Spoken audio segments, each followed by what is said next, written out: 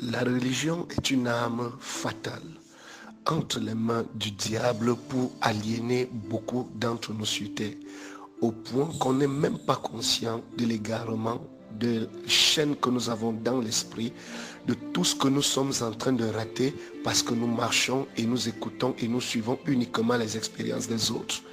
Bonjour une fois de plus ce matin. Je suis comme ça le Mirador pour l'exhortation matinale. Alors, je suis là, nous allons lire dans le livre de Romains chapitre 12 au verset 2, dans la Bible version Semeur. Ne vous laissez pas modeler par le monde actuel, mais laissez-vous transformer par le renouvellement de votre pensée pour pouvoir discerner la volonté de Dieu. Ce qui est bon, ce qui lui plaît, ce qui est parfait. Alors, la volonté de Dieu. En chacun de nous, il y a ce qu'on appelle une conscience divine, spirituelle, une conscience qui a été incarnée en nous.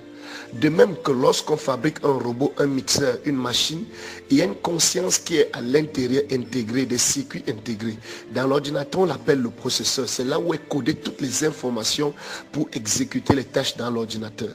Que ce soit dans tous les appareils, de même dans les robots, les machines et tout.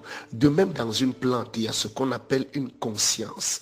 C'est cette conscience-là qui permet à la cellule, lorsque la plante est coupée, de reproduire une autre branche, lorsqu'elle est attaquée, de reproduire d'autres écorces, elle est capable de générer, d'agir, d'opérer, et elle est capable de réguler certaines choses à une certaine limite. C'est le pourquoi de même dans ton organisme, il y a ce qu'on appelle une conscience. Alors, je voulais te dire aujourd'hui, où est la volonté de Dieu? Où elle se cache en toi? Eh bien, aujourd'hui, sache-le. La volonté de Dieu se cache dans ta conscience. Lorsque la Bible parle de l'intelligence, le renouvellement de l'intelligence, elle parle de la conscience. Lorsqu'elle parle du renouvellement de la pensée, elle parle de la conscience.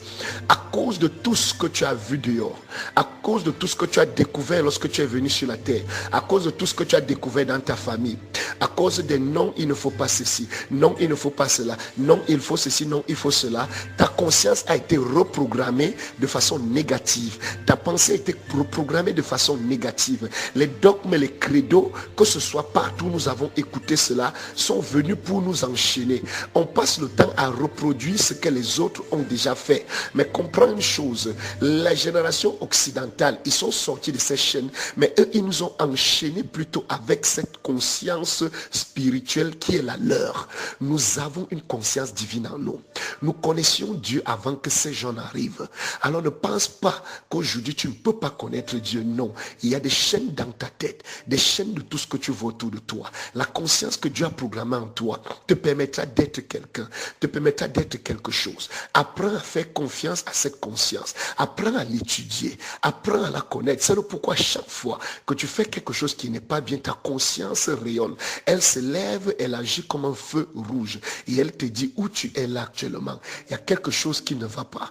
Il y a quelque chose qui ne va pas. Alors la religion nous a dit quoi? Alors il faut demander seulement pardon à Dieu, répands-toi. Quand tu t'es repenti, alors Dieu t'a pardonné. Le problème, c'est pas Dieu. Dieu n'a aucun problème.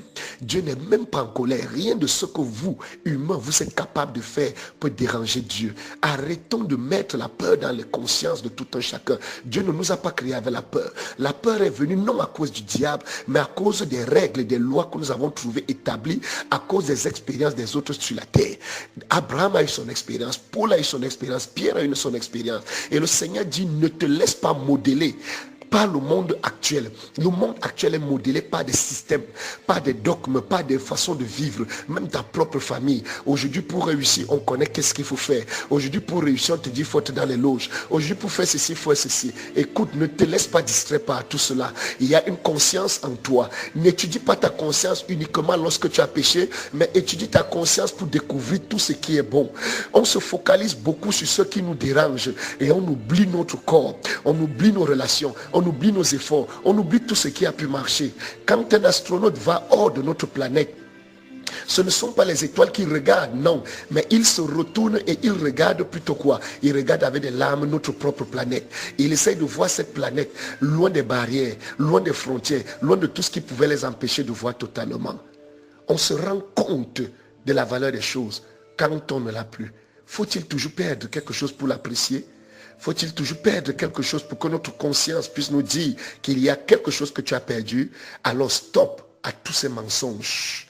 Stop à tous ces mensonges qu'on ose croire. Stop au regret qui me fait croire que c'était mieux avant. Stop à la comparaison qui me fait croire que ce serait mieux autrement. Stop à l'impatience qui me fait croire que ce sera mieux plus tard. Retourne-toi. Vois Dieu, pas seulement pour te repentir. Parle à Dieu, pas seulement pour demander pardon, mais pour prendre conscience de ta conscience. Il y a quelque chose en toi qui te pousse à vivre, qui te pousse à gagner. C'est cette conscience. Et elle regorge l'Esprit de Dieu. Et la Bible dit, votre corps est le temple du Saint-Esprit. Prends conscience. Laisse ta conscience se réveiller. Laisse-toi être émerveillé par tes succès, par tes efforts, par tout ce que tu es capable de réaliser. C'est là que se cache la volonté parfaite de Dieu pour toi. Alors ce matin, prends la décision de ne plus regarder seulement à gauche, à droite, mais de prendre conscience de ce que tu es capable de faire.